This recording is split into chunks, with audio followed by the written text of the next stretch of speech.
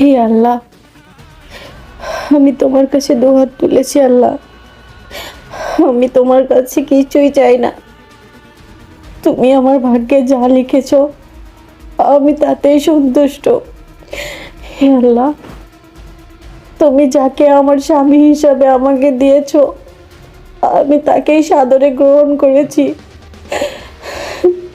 আল্লাহ, আমি আজকে এই পবিত্র রাতে তোমার কাছে দুহাত তুলেছি।